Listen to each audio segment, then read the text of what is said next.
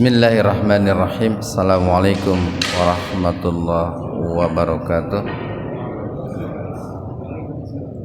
Alhamdulillahi rabbil alamin. Nahmaduhu wa nasta'inuhu wa nastaghfiruh.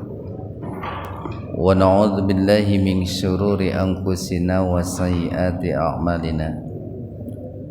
May yahdihillahu fahuwal muhtadi wa may yudlilhu falan tajida lahu waliyyan mursyida. Asyhadu an la ilaha illallah wahdahu la syarikalah wa asyhadu anna Muhammadan abduhu wa rasuluh, amma ba'd. Hadirin ikhwatu iman, jemaah Majlis Tafsir Illiyyin yang mudah-mudahan senantiasa diberkahi dan diridhoi Allah Subhanahu wa taala. Kajian tafsir di Majlis Tafsir Illiyyin pada kesempatan ini membahas surat Al-An'am ayat 151 ya. Kita mengulang sedikit pembahasan yang kemarin. Halaman 148 Al-An'am ayat 151. Di ayat ini Allah Subhanahu wa taala melarang kita ya, 10 hal ya. Jadi ada 10 hal yang Allah haramkan kepada kita manusia ya. Atau boleh dikatakan hukum asalnya itu ya haram gitu ya. Dan di sini ada yang haram sifatnya mutlak gitu ya. Dengan alasan apapun tidak bisa berubah ya. Tetapi ada haram yang hukumnya itu bisa berubah ya dalam kondisi dan dengan syarat-syarat tertentu. Kul katakanlah, ta'alau kemarilah, mendekatlah gitu. Ini yang disuruh mengatakan adalah Rasulullah sallallahu alaihi wasallam. Dan secara tekstual gitu ya, yang disuruh mendekat itu adalah orang-orang musyrik pada saat itu. Tentu kalau konteks hari ini ya kita ini yang diseru untuk mendekat gitu ya, untuk menyimak gitu, untuk mengkaji, meneliti. Atslu akan aku bacakan, kata Rasulullah. Rasulullah disuruh oleh Allah untuk membacakan segala sesuatu harrama yang telah diharamkan. Haram itu kalau dilakukan berdosa, kalau ditinggalkan dapat pahala. Berzina itu berdosa, itu ditinggalkan dapat pahala, dilakukan berdosa. Berhubungan suami istri itu wajib itu. Kalau berhubungan suami istri dapat pahala itu. Kalau ditinggalkan tanpa ada udzur syar'i ya berdosa gitu. Kalau udzurnya syar'i tidak mengapa. Jadi sesuatu yang diharamkan Rabbukum oleh Rabb kalian alaikum atas kalian. Nah di sini menggunakan alaikum ala gitu ya. Karena memang di balik yang diharamkan oleh Allah itu ada bencana gitu. Ada malapetaka. Saya sering katakan begini. Assalamualaikum. Tidak assalamu ilaikum gitu. Kenapa? Karena doa tersebut, ucapan tersebut merupakan doa keselamatan dari musibah-musibah gitu Pak. Semoga kalian selamat dari musibah-musibah gitu. Semoga kalian terbebas dari musibah-musibah. Pertama adalah alla tusyriku. Kalian janganlah mensekutukan bihi, maksudnya billahi syai'a, terhadap Allah sedikit pun ya. dengan sesuatu apapun, dengan siapapun. Allah tidak boleh diserikatkan dengan para malaikat sekalipun. Allah tidak boleh diserikatkan dengan para nabi, termasuk dengan Rasulullah sekalipun. Jadi semulia-mulianya Rasulullah sallallahu alaihi wasallam tidak boleh diserikatkan, disekutukan dengan Allah. Kalau kita mensekutukan Allah dengan Rasulullah atau mensekutukan Rasulullah dengan Allah, apa bedanya dengan orang Yahudi, dengan orang Nasrani, kan begitu, Pak? Nah, ini haramnya mutlak ini, Pak. Dalam situasi dan kondisi apapun tidak ada tawar menawar gitu, Pak. Tidak ada tawar menawar. Yang kedua adalah wa dan bi terhadap al-walidain, kedua orang tua, ihsana. Kalian wajib berbuat baik. Berarti mafhum mukhalafahnya, ya, pemahaman kebalikannya, kita diharamkan oleh Allah untuk uququl walidain, durhaka kepada orang tua. Baik itu orang tua ideologis, terlebih-lebih orang tua biologis gitu ya. Baik itu orang tua yang, ya kan, orang tua itu bisa juga orang tua itu dalam arti orang yang dituakan oleh kita, walaupun tidak ada hubungan darah gitu. Mungkin mereka guru-guru kita apa, atau kiai-kiai kita. Itu orang tua ideologis tuh. Terlebih-lebih kalau orang tua biologis dan mereka sama-sama muslim atau seakidah dengan kita. Nah, walaupun berbeda akidah gitu, berbeda ideologi, tetap yang namanya kepada orang tua wajib berbuat ihsan. Sebagaimana berbuat ihsannya dulu Nabi Ibrahim alaihissalam terhadap ayahnya Azar, itu tetap wajib.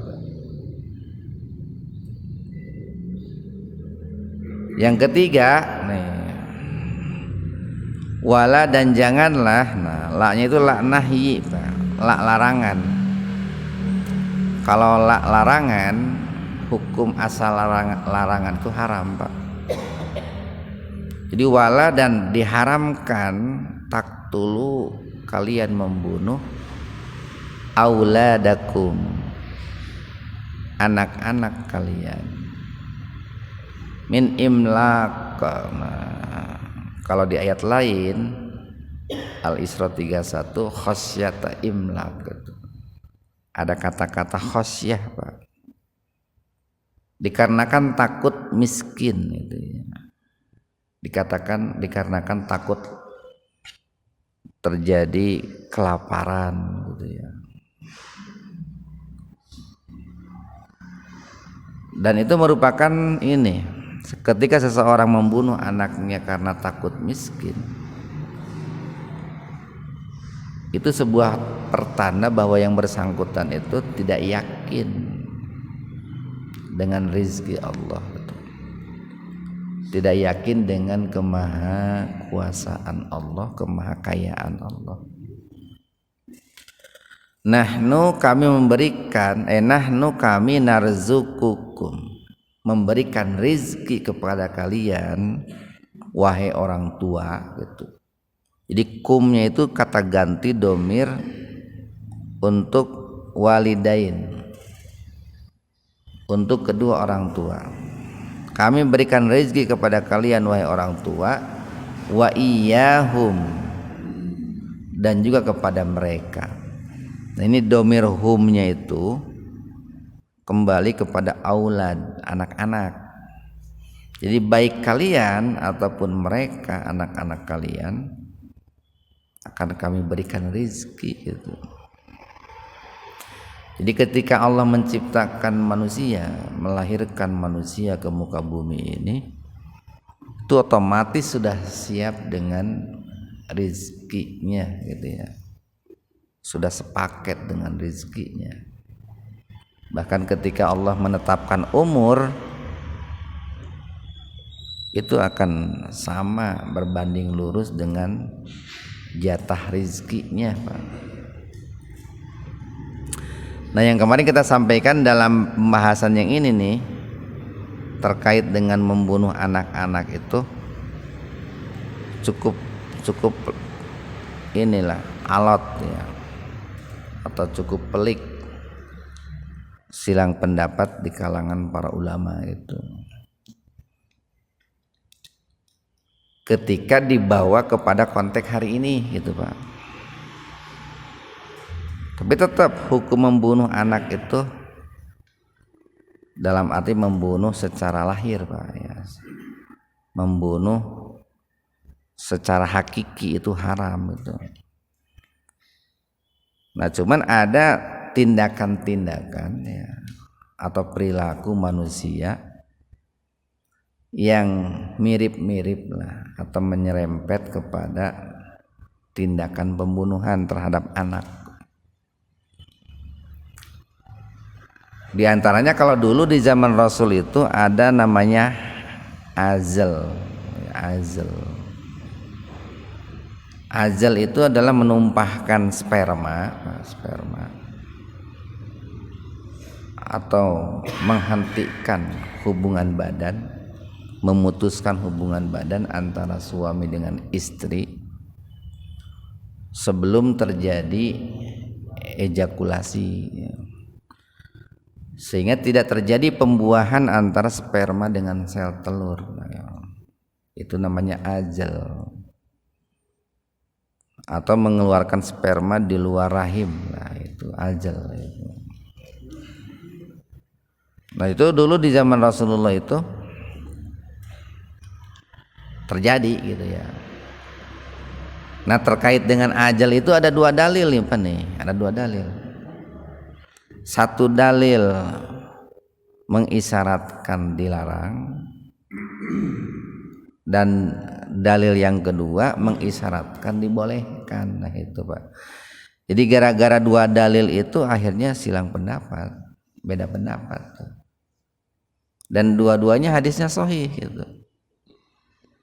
Dalil yang pertama yang melarang itu Rasulullah bersabda begini, ketika ditanya tuh pada saat Rasulullah di hadapan para sahabat ditanya tentang hukum ajal itu, Rasulullah bersabda begini,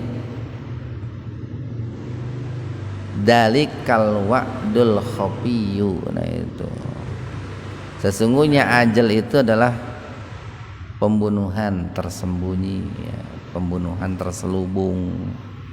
Ini hadis riwayat Muslim ini. Itu dalil yang pertama.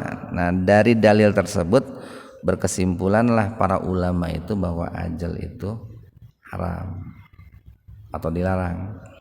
Dan ini dianut oleh diantaranya Ibnu Hazm dan para pengikutnya tentunya. Dengan dalil ini Ibnu Hazm berkesimpulan ajal itu dilarang.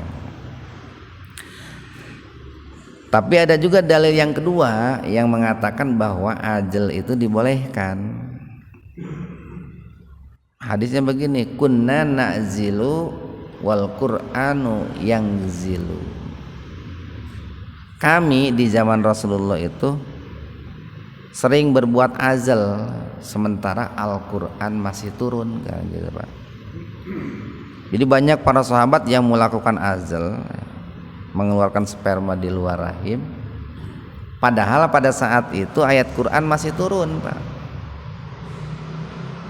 Artinya kalau seandainya ajal itu dilarang dan Al-Quran masih turun, wahyu masih turun, mestinya ada wahyu yang melarang gitu, Pak. Karena apa yang dilakukan oleh para sahabat itu dilakukan juga diketahui pastinya oleh Rasulullah, terlebih-lebih oleh Allah gitu, Pak. Nah biasanya kalau di zaman Rasul itu kalau ada sesuatu apalagi terkait dengan larangan, itu Al-Quran akan langsung menegurnya gitu Pak, akan langsung turun ayat. Jadi turunnya wahyu masih berlangsung, dan di kalangan para sahabat pun banyak yang melakukan azal tapi tidak ada ayat yang turun. Nah makanya seorang ulama yang bernama Sufyan Ats-Tsauri itu mengatakan begini,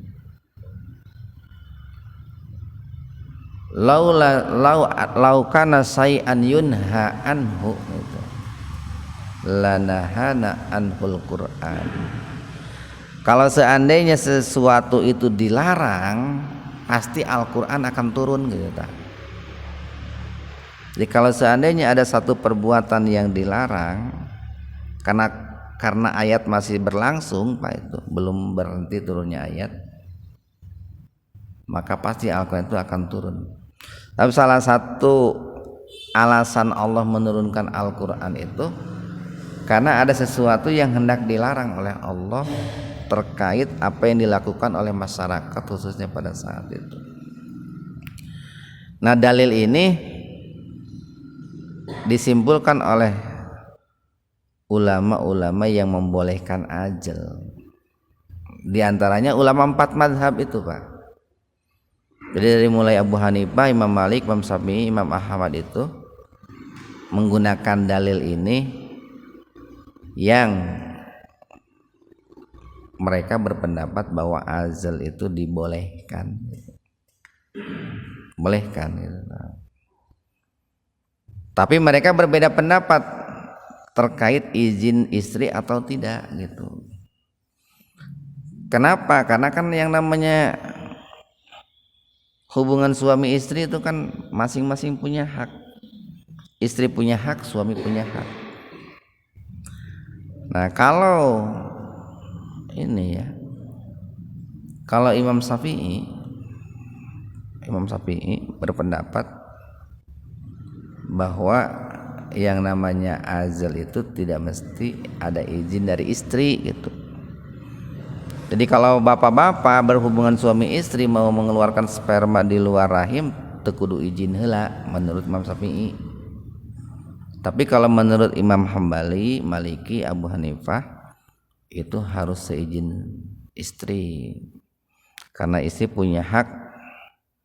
Kenapa punya hak? Berkaitan dengan satu keturunan, yang kedua berkaitan dengan kenikmatan, katanya begitu. Nah itu di zaman dulu Pak, di zaman dulu. Karena persoalan itu kan biasanya berkembang Pak, berkembang seiring berkembangnya waktu, zaman itu akan berkembang, muncul persoalan-persoalan. Dan mungkin di beberapa negara akan berbeda persoalannya. Nah termasuk di kita Indonesia itu kan ada persoalan namanya KB gitu, KB, keluarga berencana.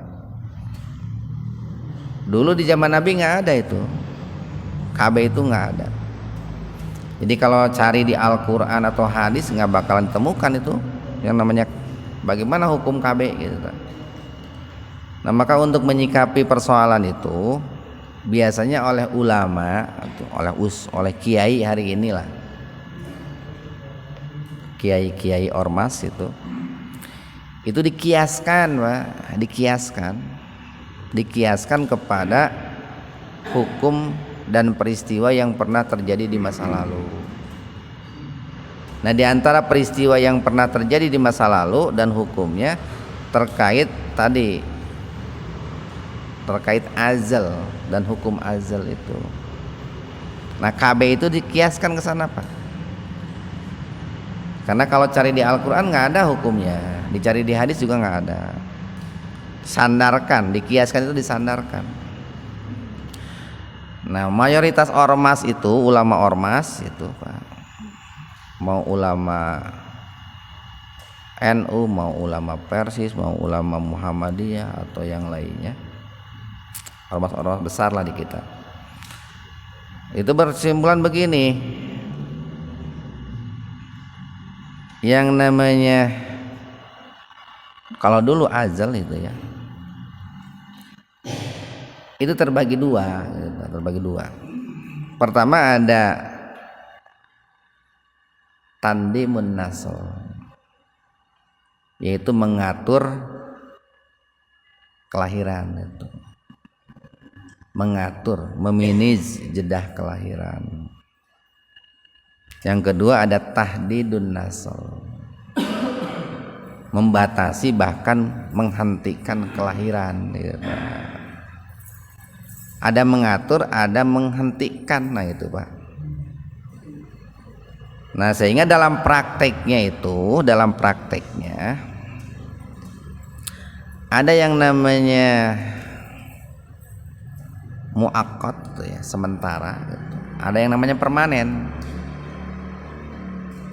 Yang namanya KB itu ya, ada yang muakkad sementara, temporal, ada permanen.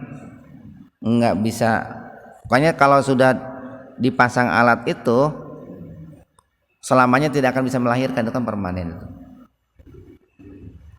Nah para ulama itu mengatakan begini, untuk tindakan yang sifatnya permanen itu istilahnya itu tadi, kalau di kita namanya itu vasektomi, itu bektomi itu Pak.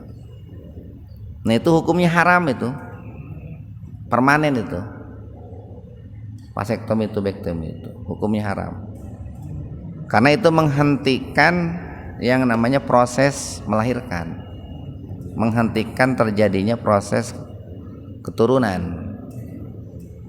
Tetapi ada yang muakkad. Nah muakkad itu temporer, tentu dengan berbagai macam jenis Pak, berbagai macam jenis. Kenapa vasektomi dan tubektomi itu diharamkan? Sepakat nih ulama ormas itu mengharamkan Pak. Ini kalau dulu pernah dipelajari ke SMP masih ingat Pak itu. Vasektomi itu kan ini proses sterilisasi, ya, mensterilkan Pak. Proses sterilisasi ya, terhadap suami laki-laki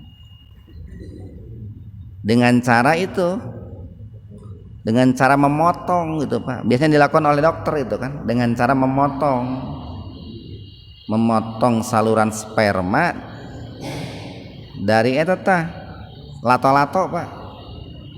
Memotong saluran sperma dari lato-lato, dari testis ke Mr. P, eta kasih utun gitu.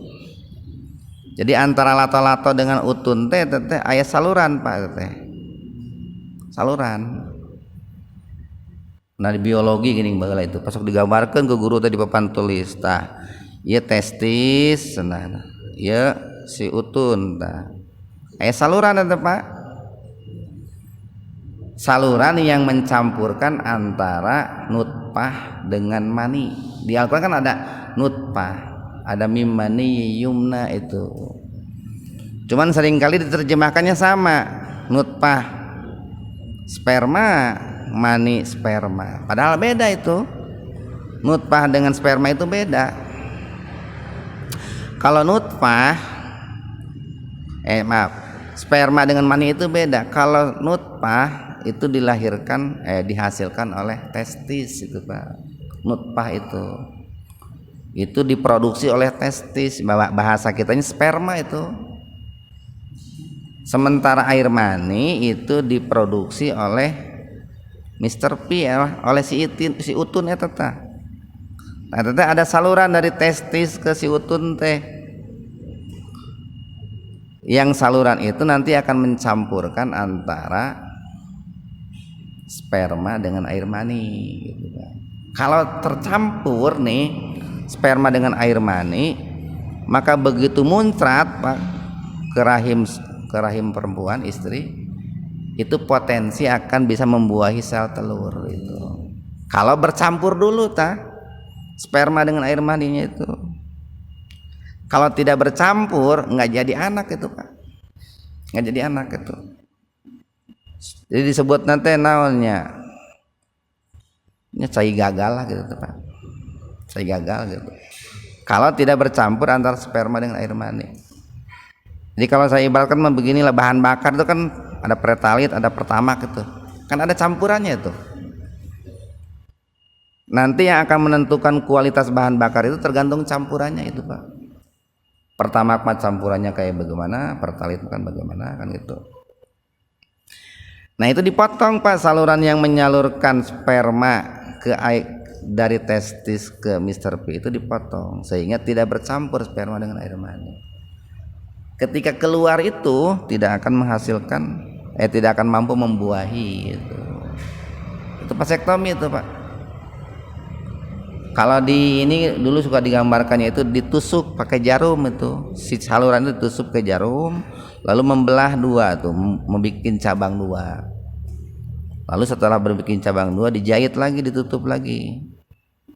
Itu prosesnya kayak begitulah. Dokter biasanya itu dilarang oleh para ulama berdasarkan tadi hadis tadi dan berdasarkan juga aspek maslahat madarat. Kalau tubektomi itu kan pada perempuan, itu pada perempuan. Sama itu proses sterilisasi yang dilakukan terhadap perempuan dengan cara memotong itu, Pak. Memotong saluran ini, saluran sel telur, saluran ovum sel telur ke itu tuh, ke tuba falopi ya, tuba falopi dipotong itu sehingga sarua tidak bisa bercampur itu si sel telurnya itu. Bahkan yang ketika dipotong saluran itu nanti si sperma pun nggak bisa masuk gitu, Pak. Sperma laki-laki nggak bisa masuk, mentah lagi itu. Maka tidak akan terjadi yang namanya pembuahan itu. Nah, ini yang disebut dengan KB permanen ini, Pak. KB permanen. Makanya dilarang dalam Islam itu. KB permanen itu. Nah, ada KB yang muakkad itu. Yang temporal. KB yang muakkad itu KB yang tadi mirip-mirip ajal itu, Pak. Mirip-mirip ajal. Artinya bahwa KB-nya itu tidak permanen gitu, hanya beberapa waktu saja. Caranya beda-beda, bisa dengan sistem kalender kan gitu, Pak. Jadi kalau Bapak nih, Pak majikan teh baru suci dari haid, berarti masa subur. Moal tenang kawe 2 minggu deui cenah gitu. Eta teh sebetulnya Bapak sedang berencana gitu, Pak. Memanage terjadinya kelahiran itu sebetulnya, tapi tidak menggunakan alat ataupun obat, hanya dimanage dengan itu saja, jeda waktu. Aduh, ya geus teu kuat 2 minggu euy cenah. Pamajikan kakarek head kamari tah gitu. Itu namanya kalender itu, Pak. KB kalender. Ada KB kontrasepsi ya, menggunakan alat pelindung. Ada yang menggunakan obat. Nah, itu muakkad. Berarti kan kalau dihentikan obatnya kemungkinan besar bisa hamil kembali atau bisa memiliki keturunan kembali. Nah, ini termasuk nih tadi karena diperdebatkan oleh para ulama, mereka berkesimpulan berbeda antara membunuh secara hakiki, nah itu, Pak, dengan membunuh tadi secara majazi. Kan yang dibunuhnya itu bukan anak, tapi calon anak gitu. Bakal anak gitu. Jadi harus dibedain kata. Itu menurut Imam Al-Ghazali begitu. Nah, cuman nanti harus dilihat juga, Pak, nih persoalan politik, Pak. Kalau seandainya KB itu bermuatan politik gitu, umpamanya nih ada pihak luar Islam yang menginginkan jumlah umat Islam itu sedikit, sementara mereka menginginkan jumlahnya banyak, biar gampang mengalahkan umat Islam, maka KB itu bisa menjadi haram itu, Pak. Bisa jadi haram itu, karena ada muatan politik terselubung di situ. Dulu kan pernah diisukan begitu, Pak. Ini adalah programnya Yahudi katanya. Kalau betul ya bisa jadi haram itu Pak. Biar umat Islam jumlahnya sedikit sementara mereka jumlahnya banyak. Kalau itu betul jadi haram itu. Nah, jadi yang namanya hukum itu bisa dikaitkan dengan banyak persoalan, Pak. Berarti kalau motifnya begitu untuk mengurangi jumlah umat Islam supaya umat Islam tidak punya kekuatan, nah berarti kan sudah menyimpang itu Pak. Tujuannya, niatnya sudah menyimpang. Dan banyak juga nanti pembahasan terkait yang keluar dari itu Pak. Dari suutun kan ada mani ya, ada madi, ada wadi Pak. Bisa membedakan tuh Pak. Yang keluar dari kemaluan kita nih, baik laki-laki perempuan itu ada 3-4 mulai yang air kencing Pak. Air kencing mah tong dihitung lah itu mah. Dages pada mafhum. Ada 3 nih. 1 mani, 2 madi, 3 wadi. Sok diilikan tara Pak. Kalau mani Pak, mani nih bedanya nih. Kalau mani 1 ya, mani itu dari warnanya itu dari bentuknya itu kental Pak, kental. Kemudian biasanya pas keluarnya itu muncrat Pak, tergantung lamun geus aki-aki kieu teuing muncrat teuing kayak gitu. Muncrat itu lamun mani. Kemudian pas keluarnya itu dibarengi dengan rasa nikmat itu. Setelah itu teh loyo we si utun teh Pak gitu tuh. Eta mani eta Pak. Ya bagaimana tidak loyo tuh Pak. Itu kan menurut para ahli pas keluar air mani itu kan menyemburkan 2 miliar itu tah. Spermatozoa calon budak ada 2 miliar eta Pak. Otak loyo tah. Itu air mani. Kalau air madi Pak nih. Sarua mimitina Pak. Itu adalah cairan yang keluar karena rangsangan. Tapi enggak terasa itu Pak. Cairan bening gitu, bening, enggak terasa. Umpamanya baheula keur ngora teuing ayeuna geus kolotnya. Ningali awewe rada herang gitu. Jol ngalamun gitu Pak. Tanpa terasa Pak. Dari kemaluannya keluar cairan bening. Biasanya enggak beraroma ini. Kalau madi itu, kalau mani kan beraroma. Digambarkan dalam hadis itu kalau basah, kalau cair, aromanya itu seperti adonan roti, cenah gitu. Gambarannya Pak. Kalau kering seperti telur aromanya itu. Nah kalau madi nggak ada aromanya, biasa aja. Kalau madi. Jadi karena tadi terjadi rangsangan dan biasanya lebih banyak terjadi pada perempuan ketimbang laki-laki. Madi itu nggak muncrat, ngalai we gitu tah Pak. Setelahnya juga nggak lemes, biasa aja gitu.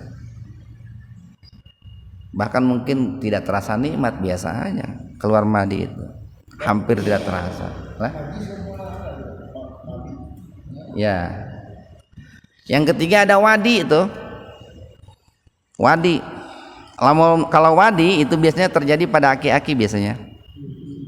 Jadi setelah buang air Pak, biasanya suka ada keluar wadi itu teh. Setelah kencing atau setelah kerja berat ada keluar wadi itu teh. Biasanya setelah kencing atau setelah kerja berat. Nah biasanya pada orang lanjut usia ini. Nah itu warnanya itu ini putih kekeruh-keruhan itu Pak. Wadi itu hampir mirip dengan mani lah kentalnya.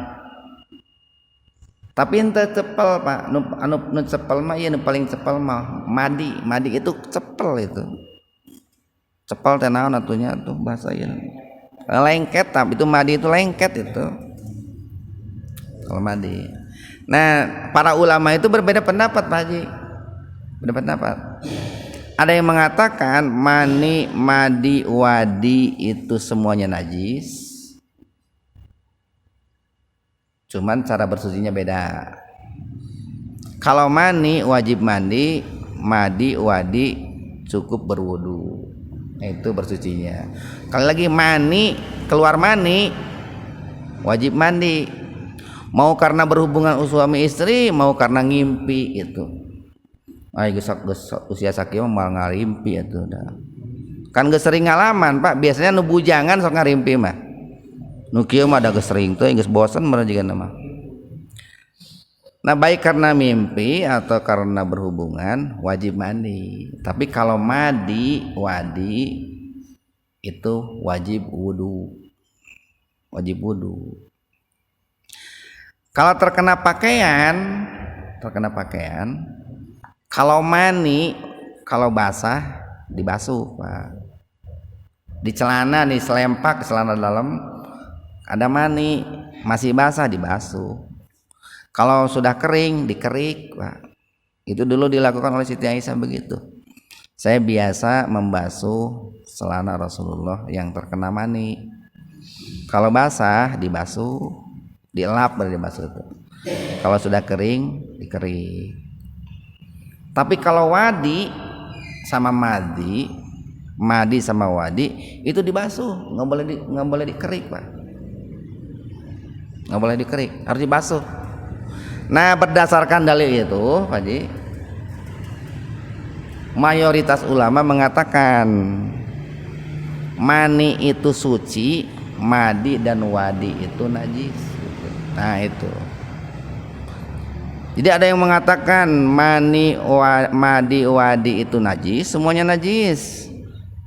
Tapi sebagian besar ulama mengatakan mani mah suci, tapi madi dan wadi najis. Kenapa bisa berpendapat beda? Karena tadi kalau mani, kalau kering boleh dikerik gitu. Kan kalau dikerik kan otomatis di dalam pori-porinya masih ada itu. Di pori-pori baju masih ada. Yang terkerik kan bagian luarnya saja. Pori-porinya kan mungkin tidak bersih itu. Nah, karena dulu Siti Aisyah itu suka mengerik mani Rasulullah di celananya, kalau sudah kering, maka ulama berkesimpulan tidak najis, mayoritas begitu. Tapi kalau madi dan wadi itu harus dicuci itu, dicuci. Makanya harus sering-sering lihat celana dalam teh, bisi aya madi, bisi aya wadi. Lalu kenapa kok ini kalau mani wajib mandi itu disebut suci, sedangkan madi dan wadi cukup wudu disebut najis gitu. Para ulama mengatakan begini, wajibnya mandi pada saat keluar mani, karena saat keluar mani itu disertai dengan kenikmatan yang sangat luar biasa. Itu yang mewajibkan mani itu, karena pada saat keluar air mani itu disertai dengan kenikmatan yang sangat luar biasa, sekujur tubuh luar biasa menikmatinya. Bayangkan aja 2 miliar tetap calon budak dikeluarkan, sehingga setelahnya itu kan lemes, semuanya berkeringat itu, Pak. Nepikeun ka buuk berkeringat itu, komo kulit buuk berkeringat. Nah, dengan itulah pas keluar mani itu wajib mandi. Sementara pas keluar madi dan wadi kan biasa, teu karasana naon kan, tara leuleus. Nah, dengan mandi itu maka badan akan segar kembali, Pak. Itu sogera. Lamun teu wayuh mandi mah yang sarewe sapoe sapeuting tah. Tapi habis berhubungan suami istri kemudian mandi, jag-jag deui, Pak. Nah, itu kenapa diwajibkan mandi seperti itu. Tetapi mungkin sebagai kehati-hatian, Pak, sebagai kehati-hatian, Pak, ya bukan hukum. Bagusnya mah kalaupun celana terkena air mani ya dicuci we gitu, Pak. Kehati-hatian saja. Bisi orang teh bingung gitu buat yang aya madian atau wadian gitu, Pak. Ya.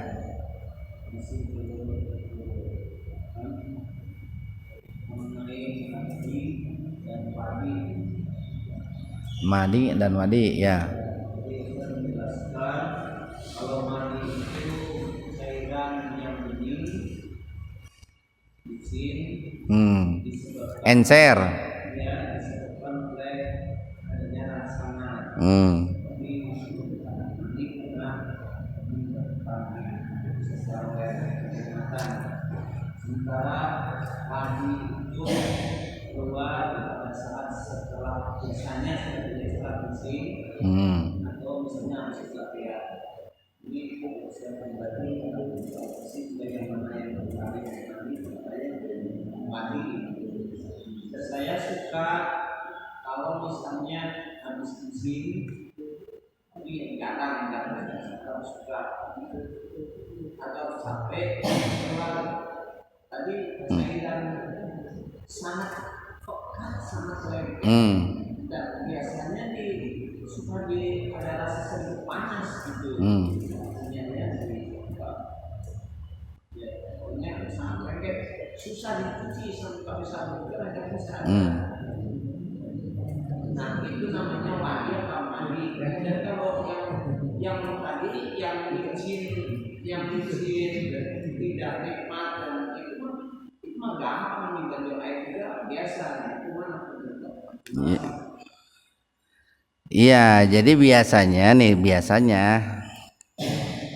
kalau madi itu sebelumnya ada rangsangan atau ada sesuatu yang membuat kita merangsang gitu. Banyak kan yang membuat seseorang merangsang itu. Mungkin saja gitu melihat istrinya lalu ngalamun kemana-mana gitu ya. Istrinya diajakan terdaik gitu. Dan berembulan kolotnya can mere duit gitu sebenarnya. Engke lah tanggal hiji cenah gitu tah. Kan ngalamun kemana-mana tah. Ngebayang kemana-mana. Ketika membayangkan itu tanpa terasa tah si emen teh mengeluarkan cairan teh. Pas dibuka teh celana, nah geuning celana teh aya nu bodasan. Tadi tas ngalamun gitu. Pas membayangkan menghayal tah.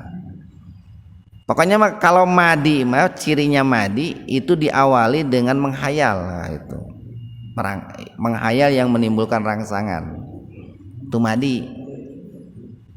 Tapi kalau wadi tidak diawali dengan menghayal dulu. Tadi biasanya karena kerja keras Pak, kecapean lah. Atau biasanya nih kalau orang yang sudah lanjut usia, tetapi tidak semuanya. Setelah kencing itu di ujungnya itu suka ada yang kental Pak gitu. Kalau yang sudah tua begitu. Sebetulnya mah semuanya juga kental sebetulnya mah, mau madi wadi semuanya kental semuanya. Tapi tingkat kekentalannya beda gitu. Dan tingkat warnanya beda. Kalau wadi yang terakhir Pak, itu wadi itu agak keruh. Warnanya agak keruh. Tapi kalau madi bening kalau madi itu. Ngan lamun disebut paling lengket itu madi. Itu paling lengket. Madi itu paling lengket. Nah, madi dan wadi itu wajib wudu. Tidak wajib mandi. Tapi kalau mani wajib mandi. Madi dan wadi bajunya, celananya harus dicuci. Tidak boleh dikerik itu mah, dicuci. Tapi kalau mani berdasarkan hadis kalau kering boleh dikerik. Kalau kering. Nya cuman memang rada hese Pak. Ngabedakeun tilu cairan eta teh sabab urang kan kadang teu ningalikeun eta teh nya. Jol geus bodas dina calana teh. Seperti agak susahnya perempuan membedakan antara darah haid dengan darah istihadah, eta rada hese. Ieu teh darah kotor atau darah penyakit gitu tah. Atau darah nipas, kan ada tilu darah tah. Nipas, istihadah, haid. Kita lanjutkan nih. Berikutnya yang keempat, wala dan janganlah taqrabu kalian mendekati al-fawahis perbuatan keji, ma doharo baik yang nampak minha daripadanya, wa ma batona ataupun yang tersembunyi. Banyaklah perbuatan fahisah itu, Pak. Perbuatan fahisah itu cirinya biasanya dilakukan oleh 2 orang atau lebih. Ada juga perbuatan fahisah itu cirinya itu madorotnya itu sangat besar, Pak. Kan di Al-Quran itu ada khoti'ah, kesalahan, ada sayyi'ah gitu, Pak. Itu kecil, kesalahan kecil. Kalau fahisah itu kesalahan besar.